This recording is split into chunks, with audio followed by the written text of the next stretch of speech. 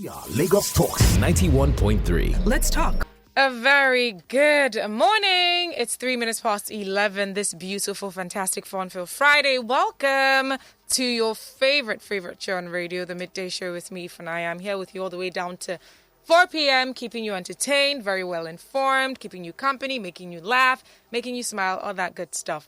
And I know that you're always looking forward to Fridays from 11 a.m. because it's your favorite show, The People's Perspective.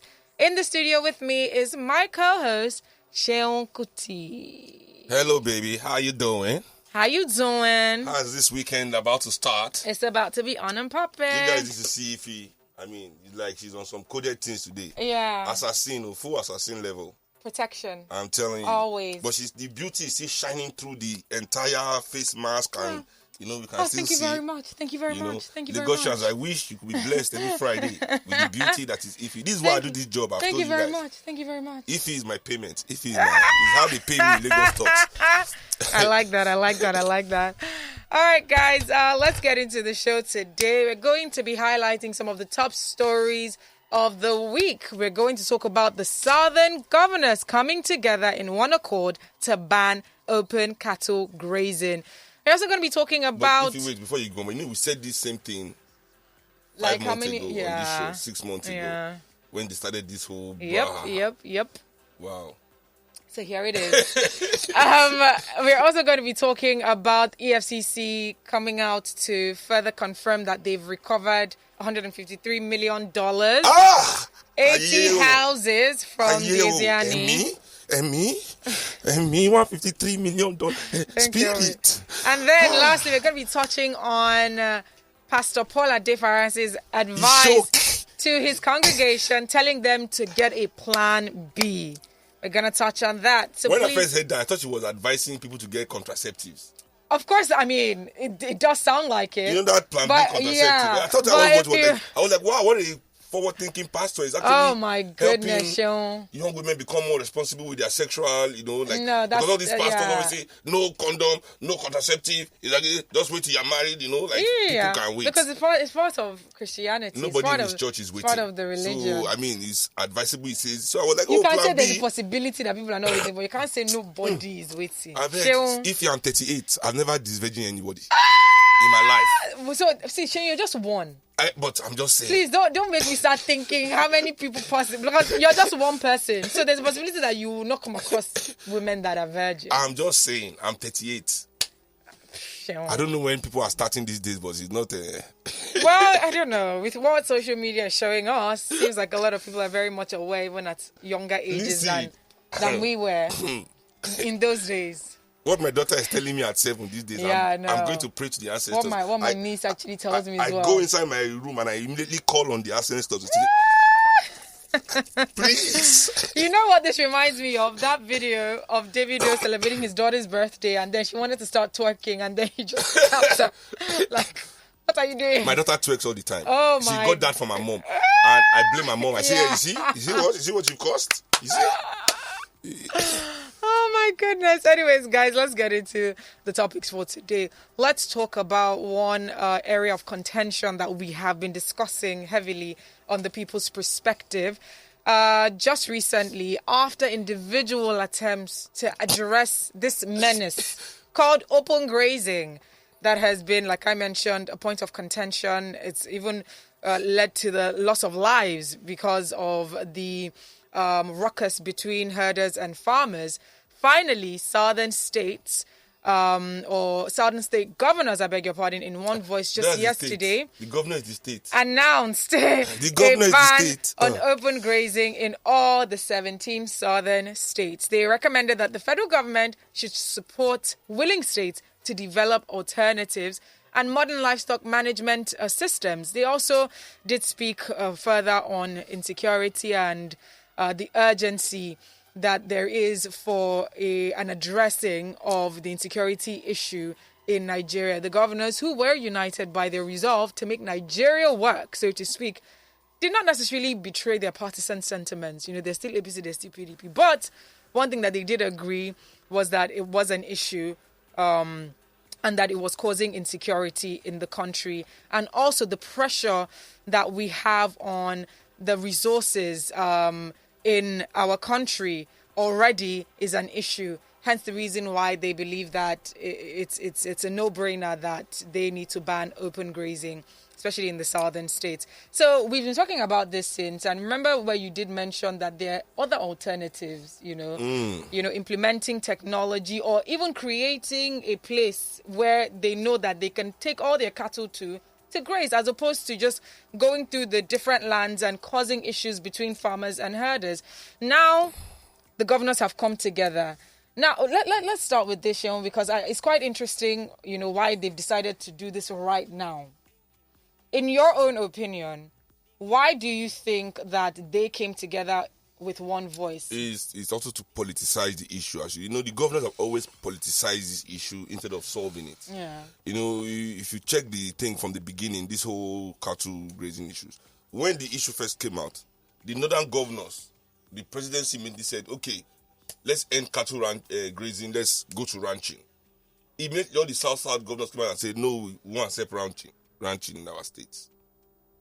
So for this same governors to come out today and announce that they are standing in one voice as Nigerians, it begs, I'm wondering, since when? Because even on this show, where we don't have the capacity of our politicians to hire experts, you understand, to look into the issue, we realize that cattle grazing is an out-of-date system of raising livestock. Ranches are the way to go. Yeah. You want to stop the problem of cattle grazing, ban open grazing, ban all these cattle headers, and insist that anybody that wants to do animal husbandry owns a ranch. You understand? Mm-hmm. This is the only solution, But what does this do? It makes sure that the elites invest more money, and they hate that in Nigeria. I don't understand why our elites don't like. Oh no, my bad. Okay, so who is calling you at this time? I don't even know. Sure. I didn't know my phone is on. This phone is never on. Really? Oh my goodness. Sorry, guys. So the issue is taking them too long to come to a very obvious conclusion. Yeah. Is that to move the practice into the modern era. You had mentioned something about them not really liking the elites actually investing. Yeah. I mean, that's the way, in all the industries in Nigeria, they want to invest a little and reap the most. So, why would anybody, as my problem, I keep telling people, why would anybody sit down in his house, in Kano, or Sokoto, or in Daura, and tell other people's children to work with cattle from northern Nigeria to southern Nigeria with leg? Come on, guys. They say it's work. What kind of work? They say it's tradition. If it's tradition, then everybody should be practicing it. Mm-hmm. The owner of the cow should send his children. They will send their own children to America and London to go to school. Then be sending poor Hausa people to be working from Kano. First of all, by the time the person does 2 trips, he is ready to be any kind of thing they want to. You walk from Kano to Lagos. Now, Seun, is there a possibility that, because we've seen how grave the security issues have become in Nigeria, and not only that, with one of the, and I don't know why that's not even part of one of the stories you're talking about, where we received some information, which they said was a rumor, that there was an attack on Aso Rock where armed robbers were trying to break in, and then later on they came and said, no, it was the chief of staff's house that a burglar decided that he wanted to get into. Now, that being said, one of the highlights of that case was that the citizens started saying, oh, now this thing called insecurity has now started affecting the political elite, started affecting those in the seats of power. So is there a possibility that the southern governors coming together to make this decision was because they realized that the insecurity challenges have gotten to a point where it's beyond their control and it affects them as well? Not only their control, they are also now targets. They can be victims at any time, So, even though it's not in the news, many of their family members are becoming victims, cousins, in-laws, and things like that. So, that's why everybody is shaking up and down. Remember the attack on Autumn's convoy? Yes. A couple of months ago. So, my own issue, though, is many things happen in this country that I expect that leadership, should... forget leadership. Maybe even that we are our love for our country, our love for our fellow humans, even our love for our family, our children. That if we love our children and we're in positions of power, we should be able, as much as possible, to stand up for the right thing for the nation. Like some extreme things that happen in this country, our politicians just allow as if they don't truly care about this nation. This whole cattle grazing banditry issue, it's something that the rich and powerful in this country can call themselves together, sit down, and in 1 second decide that, yes, okay, let's call the boys and tell them to lay low. These men have control over many of the violent people in this country. I mean, we see them unleash them every time during election, So, even if it's not from their end that this violence is coming, why are you not using those boys to counter the violence and protect the people? And then also bringing this cattle ranching business to the present time. There's no way you go in the world that people rear cows on the streets, still except in Africa or in third world countries. And I mean, we should do better. Invest in the cattle. So we are happy that the governors have finally come decided to this resolve. All right, but just talking about this particular issue, there have been people that have come up with, different angles to this particular cattle rearing and grazing issue. People wondering why this business, which is supposed to be a private business because it's owned by private individuals, why it has gotten to the point where it was absolutely necessary for the government to step in as though it's a government business. Because it is a business that is run mostly by politicians. The biggest is this openly? Are they? And the thing is, because we've mentioned this several times. Many of them are invested in it. So have they come out, openly to let people know that yes, this is a part of my several investments? If Nigerian politicians come out to let Nigerians know their investments, there'll be revolution in it. Gobsmacked. Nigerians will pour onto the streets with amazing fury. Like, what? You guys own everything? Everything! So, I mean, they're invested in every of this field. I mean, even the grand patron of Mietiala is the president of the country. You understand? So, I mean, almost every ex-general, Obasanjo, everybody is into cow business, selling meat. I mean, this is what they do. Think about it. Whatever it is in Nigeria, as you just in Nigeria, you need to function as a human being. This is their business. Wow. The food you want to eat, the house you want to stay, the phone you want to use, the phone you need for transport, the whatever you need to survive. They are just there collecting money. All right, guys, please feel free to join the conversation. What are your thoughts about this recent resolve by the southern state governors banning open grazing? You could give us a call, 0809-234-5913, 0809-222-0913, 0809-191-3913. You can send a tweet at Lagos Talks 913 using the hashtag The Peoples Perspective. Please ensure that you use that hashtag. If you want to send a WhatsApp message, please send it to 0809-234-5913. You can also call 01-515-0913. Lagos Talks, good morning. Who's speaking, please? Good morning, Ify the butterfly. Good morning, Ademi. Yes, it's Ademi. You know me, Beauty PP. Yeah, our fans. Welcome to the show, bro. Many thanks, my brother. You know you are always on point. And I'm really blown away today, that you made this great point. But I just want to add an icing on that cake. That, open grazing ban is not new. In the 50s, it was banned. When I was a very young boy, my father's ram was seized at Racecourse, Lagos, while we were grazing our Salah ram. It was snatched away from us. My father was sitting, the other was sitting, and then was snatched away. And then they took it in the Black Maria, took it away. They arrested your ram. Go on. I said they arrested your ram. They arrested my father's ram. You don't tell me Nigerian police don't do anyhow. They arrested By the time my father went to collect the ram, that ram was dead. Oh man. Yes, that year it was, in fact, we were not so happy in the house. You know how children loved rams. Yeah. So we didn't slaughter any ram that year. And that was due to the grazing ban, open grazing ban.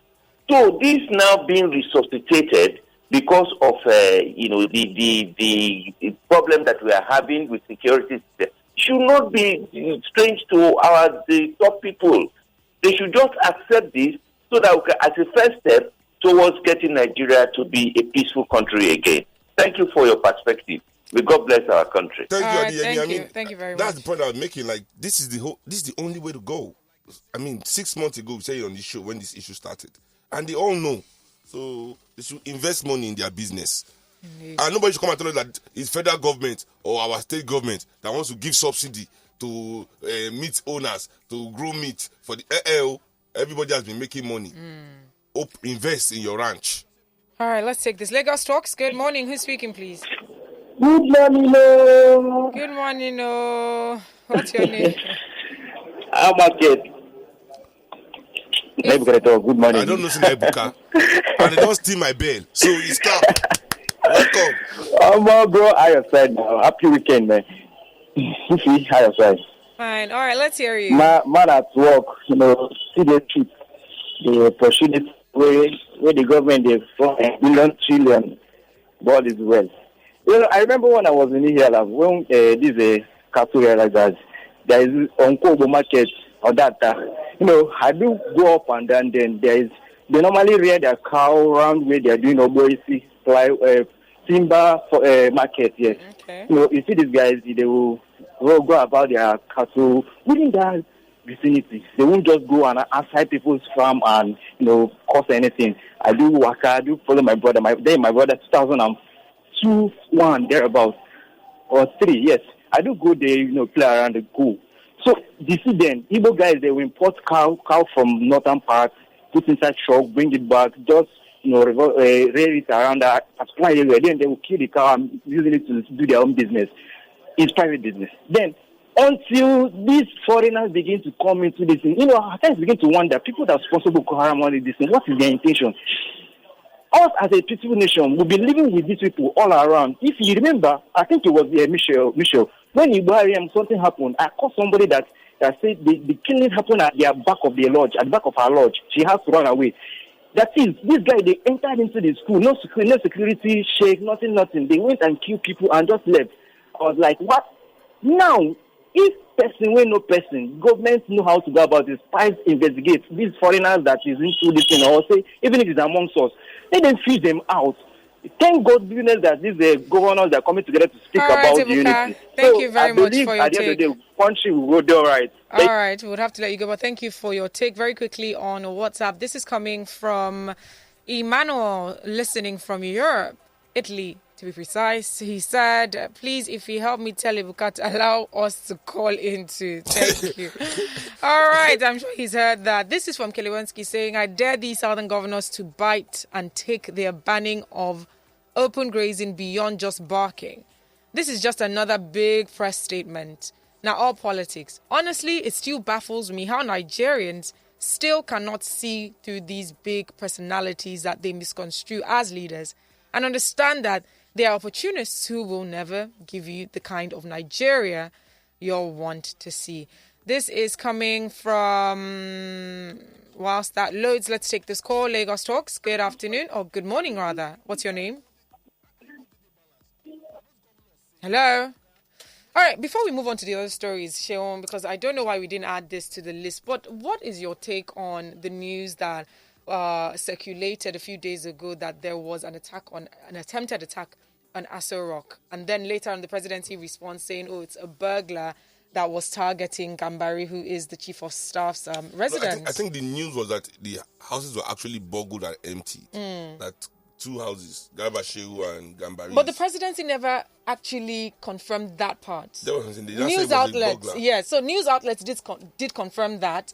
that some items were taken from those two houses. Well, I don't know how they are able to notice that one theft going on with the amount of theft happening inside Aso Rock, I don't know how that one was able to stand out. But because it still blows my mind that they're saying that just a burglar was so confident and brazenly decided to go to one of the most secure places, so to speak, in Nigeria, and thought that he was going to be successful. Because then it seems as if there's something going on behind the scenes that the presidency doesn't want us to know. I've been to Aso Rock before, so there can be... Do you think that could be done easily? Because Aso Rock is not just the president's house. Of course, there are different villas, apartments. Maybe where he's one of the staff that he used there, tried to break in. It's a plausible story, whatever, So... we all in Nigeria, we get robbed every time, every day. I mean, if our president too gets robbed, it's quite a Nigerian thing these days. So if the people in Aso Rock too are getting robbed, maybe they will know that they need to do their... But that's the whole point. You remember Aisha Buhari came out to say that even the hospital inside Aso Rock was falling apart. Of course. Even the president cannot use it. You understand? So if the hospital there is falling apart, that means the security apparatus too is falling apart. It's only the security of the people, the personnel, these personalities. The president knows that he is safe, but the building he's staying inside, I'm sure he knows he's not safe. Not even due to outside influence. Yes. Just due to lack of management. Structural issues. Because of them not managing it well.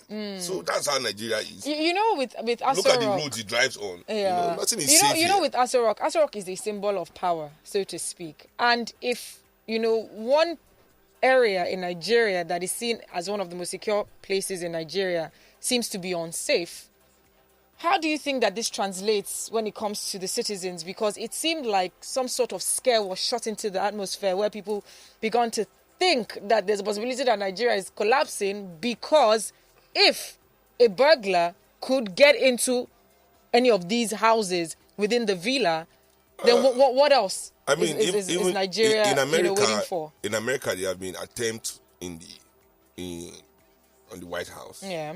Not successful, some successful. So I remember when I was in UK, when I was still in university, one guy broke into the Queen's Palace. They found this was the story. Okay. They found the guy an intruder in the Queen's bedroom. Wow. Is that possible? In the Queen's bedroom. So interesting. So this is Prince Philip, God bless his soul, was in his late 80s there, so maybe. Interesting take. I'm not saying anything, but nowhere. See, you're only as safe as your most unsafe person in your country. You're only as strong as the weakest person in your country. You understand? So the president, we're experiencing some criminality, breaking. I mean, I'm not even... what I'm bothered about is how this breaking is the theft or attempted theft that is catching our imagination. With the amount of theft that we know is already going on in Aso Rock. Yes. This guy was just emulating his, he was in the spirit of the atmosphere. His leaders. No, it was in Aso Rock. So he was feeling the spirit of the environment he was in. I need to break into some. I need to. All right, this is coming from a listener saying ranching is a private business just like several others, so it shouldn't be given any special treatment. This is coming from Richard saying banning open grazing by the southern governors is the best way to go. I really support that decision. Let the killer headsmen go and ranch their cows instead of moving their cows. Well, not all the herdsmen are killers. We'd have to point that out. This is coming from a listener saying, please, Seun, can you illustrate to us why killing keeps on escalating in this country? And please, who are these bandits? They are amongst us and they're living with us. This is from Bebuka say, the mace with is stealing na cooperative work abi na stealing. Fantastic. Anyways, let's move on to other stories. Let's talk about... They stole mace from National Assembly. I mean, okay, you see what I'm saying? Yeah. And the person that stole it is the senator today. Listen, let's go on. So let's move on to the former Petroleum Minister, Desiani Alison Madueke, who, of course, has been accused and I had the chance to meet this woman. Oh, you did? So what happened? I did this, my usual Seun Kuti struggle. What do you mean? Get out of my house. I don't want to... Blah, blah, blah. You should have. But this is like, if you had, would you have been here with us? That's what I'm thinking. That's the thing now. 150. Even if you spend $1 million a day, a year, for the rest of your life, you can't finish the money. Oh my goodness. Anyways, for those who don't know what's going on, the former Minister of Petroleum has been awaiting trial for sundry allegations of corruption. Is he married? I know she was married, but I don't know if she's still married though. Because I know she has her children. Why is that important? I want to go to London. Why is that important to you? I'm going to London. For what? I'm in Nigeria. So why is it important if she's married or not? What's your own? You can't even tell me whether she's married or not. I don't know. Let me go and do my investigation. You know, I think she might still be married though. But who knows? Anyways, but that's not... Old? I think he should be old. As old as her. I'm still going to London. If the husband was young, what would have happened? You wouldn't have gone. I would have gone with different tactics. Oh my goodness. All right, guys, back to the focus for today. The chairman of the Economic and Financial Crimes Commission, Abdul Rashid Bawa, just recently disclosed that the commission has so far recovered a total of $153 million and 80 houses valued at $80 million from the former petroleum minister. But 80 million what? It has to be dollars because it should be dollars. Naira, no, it can't be 80 million naira. 1 million naira, but it can't be 80 million naira. It's $80 million. He said, and I quote, "There are several cases around Desiani's case. I was part of that investigation, and we've done quite a lot. In one of the cases, we recovered 153 million, like I mentioned, that's dollars, and 80 million houses worth $80 million. Now, we know that she's currently facing allegations of bribery and money laundering in London and Nigeria, although the long-running British probe into Desiani has yet to yield any charges, and the FCC has been also has pending corruption charges against her. Imagine if you went to school in Nigeria and you studied nuclear physics. Imagine if you're a talented theoretical physicist. These are the minds that build nations. Mm-hmm. But they make sure that this government, is a plan, have no program, no way to, inspire such people so that they can look up to the West due to the propaganda that's been sold to them. Mm-hmm. Because if those same people came from my own kind of background, they will understand that, this is my talent, bad as it is, we must use it to fix this country. You understand? All right, let's just swiftly get into our next topic for today. Let's talk about Pastor Paul Adefarasin of House on the Rock, who decided to advise his congregation to seek a plan B. So this was part of his introductory remarks at the beginning of the service. And he said things like, and I quote, "No country in the world history has survived 2 civil wars." He started with, "I bring you greetings from Pastor Ifeanyi, who's busy taking care of the frontier of our world and preparing our escape route. If you don't have a plan B, I know you have faith, but I have faith too, but I have a plan B."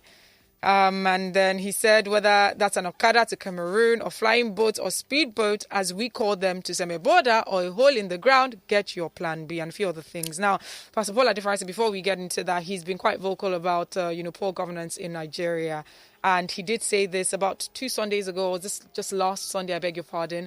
And of course, this went viral with people debating on whether this was a good move, for a pastor speaking to his congregation, knowing that he has access to, other people that are viewing from other parts of the world as well, if he should have given such an advice. Now, a whole lot of people did agree with him, saying that Nigeria has gone to a very deplorable state, and if you have the opportunity to get a plan B, get a plan B. On the other hand, people are saying, if we leave Nigeria, who then, rescues Nigeria from this wrath that Nigeria is facing? It's a shame that the people that have inspired this country to be like this are the ones trying to now run away from it.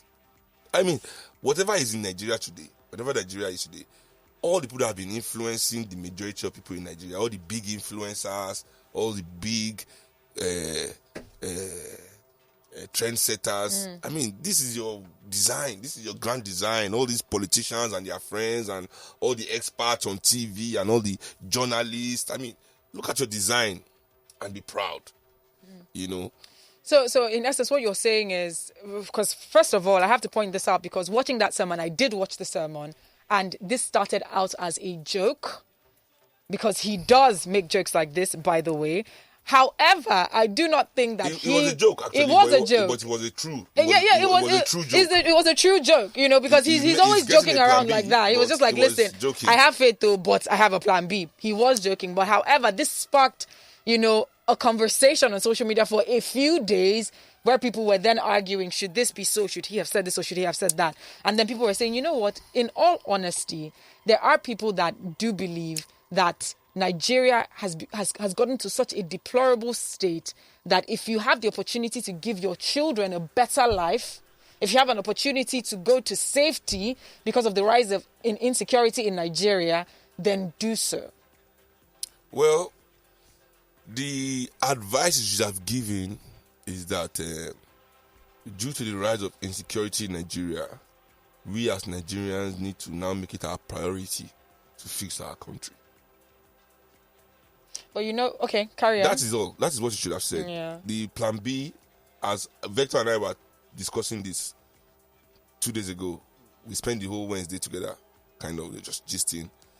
And it was Diddy's birthday, so we went there.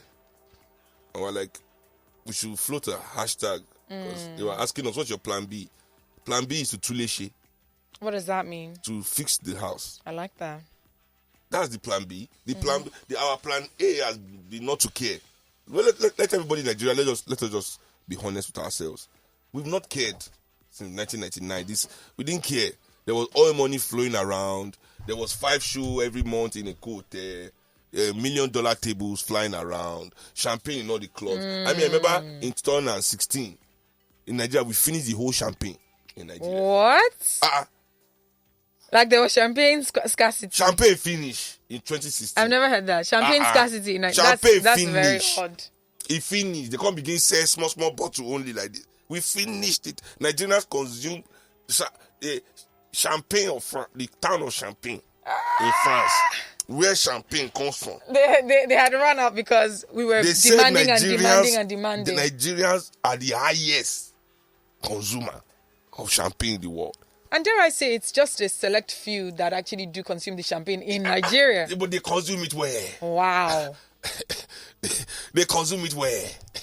You understand? So we are all, we all work in the banks and help them to launder this money. We're all in the petrol companies. We're all, these marketers. We're all selling, we're all working in all petrol marketing companies, all these all companies around, helping them cook books, collecting subsidy we do not deliver, saying yes sir for our gas them, helping this system to run. There's no way this corrupt system that is Nigeria can continue working, can be working without so well, without all of us, without our explicit consent. Whatever we tell our children, don't be a thief, don't be a liar. We are all doing these things daily. Our plan B now has to be to stop. It don't do. Let us stand for what we know, because we can see that, even though fella was saying it for many years, I'm saying it, my brother has been saying it, many progressive thinking Jaffa Koli has been saying it, many great artists in Africa have been telling us, giving us this warning, but we've ignored it because as the Nigerian middle class and professionals, we are kind of like largely also protected. Of course, we're benefiting from it by being in the cities. But let me tell you, the atrocities in rural Nigeria is now coming into city life. Yes. It's now coming to meet us in our doorstep. Those places that our guys have promised us that they will protect us in these concrete jungles that they've headed us into, far away from our resources. Whether you like it or not, if you're living in Lagos, all these cities, it's far from where Africa's money is, which is in the rural area. They put us here, we don't have any say in it. But now, let us now, all of us say, fine. Our own plan B, we without boat and plane. Our plan B must be to tuleshe, to stop assisting, to stop saying yes sir. When you give your yes sermon, to stop clapping for you. Yes, when you allow politicians enter the church, you sit down there talking rubbish. You will not see that they're the ones destroying the country. You will not call them out. You will not do anything. You will not pray for them to stop stealing. You don't exercise the demon of corruption. I've never seen any church in Nigeria where they are exercising the demon of corruption. It's true. It's only a demon where I don't know what concern anybody. The demon of fornication. What concern you with somebody, demon of fornication? Is it fornicating you? the demon of corruption that is disturbing everybody. I do hear pastors and churches pray against. They don't specifically call them demons, but they pray against these things in Nigeria. How possible is when this you now, see a politician, it's definitely come on. For example, how? For example, now Obasanjo comes to your church with the amount of corruption scandal, and even the fact that his son said he slept with his wife that time. There's definitely something to exercise there. But the thing is, now, first of all, a religious house is a home for all. But if the law has not held them accountable, are you supposed to arrest them when they come to the church? Law they catch winch. The thing is, there's no law against witchcraft, but the pastor takes it upon himself to exercise the witches, the witchcraft, the spirit of witches. This thing about the politicians visiting church is inevitable because it's a home for all. Yes, so I'm saying once you visit, it is the duty for them to call them aside to then exercise the demon. Go and look at the job that the Latin American priests did in the 1700s and 80s to combat corruption and military tyranny in Brazil, for example. Do you know how many priests were killed on standing side by side with the people? Because they too were using the doctrine of prosperity in Latin America. Then they realized that doctrine was what was entrenching the corruption that was destroying their country. So all the Catholic pastors and priests, many of them led. In El Salvador one time, they killed 7 of them at once. They led their people. They started telling their people the truth. Because these pastors, these priests, they all know the truth about what is going on in this country. Because and I many of these politicians also come to confess to them. So I'm not saying, share their confession. Of course not. But you have the picture. You understand? So put them in their place. In the people's psyche, at least let these people be in their rightful position. Don't elevate them to things that should be emulated. Because when you start saying that this person should be emulated, people are not looking at it that only his economic position or only his political position. Then those little things, those is, what did they say? Eccentricities that led him there. They too think it's appropriate. All right, when it comes to things about, corruption and the ills of society, it's very easy for us to generalize, especially when it comes to bodies like religious bodies. Now, there are pastors who actually do come out to call out corruption in the system. And not only that, but to also advise the congregation. Now, with Pastor Paul, for instance, this is not the first time he's trending about speaking either against the ills of society or against bad governance. He is one person that does also, advise people, especially Nigerians in the diaspora, to not just stay in there, but also come back with whatever wealth of knowledge that they've been able to gain in these, Western countries and come and make Nigeria a better place. So yes, I do understand that for religious leaders, it is part of their responsibilities to ensure that they are leading Nigeria towards a greater tomorrow. But sometimes we might need to specify because it's easy for us to generalize and say this is what they are all doing. It's the majority that is causing the generalization. Which is a sad reality. When I look at Nigerian politics, I swear there's one politician there that doesn't steal. Remember this guy that what's his name, Jack Onde, that they say he died without his owning a house or something. When we're talking about, it doesn't mean all Nigerian politicians are not rogues. Exactly, but remember, because we are the same ones that when we're talking about herdsmen, and we specifically and categorically tell people, don't call them, bandits, and don't call them killer herdsmen. Be specific. Hence the reason why, if we're going to speak about things like this as well, it shouldn't be generalized as though this is what's going on. Herdsmen, the issue with herdsmen is that they tie to an ethnic group. So they're like, all Fulani herdsmen, so. They now change the and even Fulani, people that say headsmen, the Fulani, they now put killer in front of it. And even some people even say headsmen, which is not true and which is not right. For me, in a way, I'm cool with if you say killer headsman. I show that headsman has killed before. So he's a killer headsman. So it's maybe appropriate. But the one I don't like is the overgeneralization. But it's not the same as Nigerian politicians. No. It's not the same as that. You know what? That's one I agree with. It's not the same as that. Nigerian politicians. Is all. I don't know what to do. Anyways, guys, let's just quickly read out some messages on WhatsApp.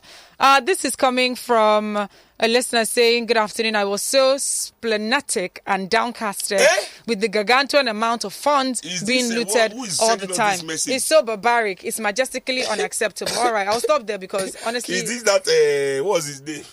Who is that? I don't... What's his name? He didn't specify. Ogbaebo or something. Yeah. This is coming from, let's say, I'm Michael from VI. How do these bad people sleep and wake up like nothing ever happened in this country. This is coming from Abayomi saying, please, can we get a podcast on today's program? Shane is making serious sense on slavery. Shane, please, I want to come and learn in your school. Oh. This is coming from a listener saying, also Richard is saying what Pastor Adeolu Adefarasin said was correct, that Nigerians should have plan B and it's due to insecurity in the country. Even our government officials have their own plan B. This is coming from a listener saying, hello, Ify and Seun, more grace. This is Obinna from Ikorodu. Seun, I respect you and the man you have become. I used to see you where we line up to buy food and eat in the Buka at Salvation Bus Stop Gate, maybe in the late 90s. You're speaking as an authority with insightful analysis. Most Nigerians are shy to face, but they can't fault your position knowing your background as well. This one is coming from a listener saying, good morning, Ify and Seun. I think Pastor Adeolu Adefarasin is systematically telling Nigerians to defend themselves or do what it takes to fight against bad politicians, but he doesn't want to voice it out directly so that this government won't say he's fueling violence. All right, Abayami, I have read your WhatsApp message. Let's see Twitter. We have a couple of minutes. Let's see Twitter. That's hanging a bit. This is coming from Zion saying, I listened to you on Lagos Talk so much depth, talking about you, and wisdom in your analysis. If a good choice of guest here, dude is very cerebral. Well, I'm not a guest on the show. That's what I want to say. He's my co-host, so we are both here together Fridays from 11. Let him know. Lord Elsis is saying, I accept that church is free to all, but can pastors preach messages that speak directly to politicians during their visits to churches instead of just blessing them and accepting their donations and their offerings? That's the part I'm talking about. All right, so guys, it's time for us to wrap up today's show. It's just a few seconds to 12, and the world news is coming on any moment from now. Seun, it's always a pleasure having you here, being very insightful in your different takes and analysis concerning the different stories that are making rounds in Nigeria. So before saying goodbye, would you like to share your handle? Yes, I mean, my Twitter, Seun Kuti, Instagram, Big Bird Kuti, Facebook, Seun Anikolabo Kuti. You know, you can follow us on, and also MOP Center for the political work that we do. MOP Center, not CENTR, like the center point. It was center like a organizational center. Okay, center. CENTRE, MOP Center. So check, follow, and you can also DM us if you want to see what we're doing. Fantastic. Guys, you can reach out to me on Instagram and Twitter at Ify_I. That's IFY_I. Follow Lagos Talks at Lagos Talks 913 across all social media platforms. Thank you so much. Remember the People's Perspective every Friday, 11 a.m. to 12. Coming up right now is the world news. Stick around. We are Lagos Talks 91.3. Let's talk.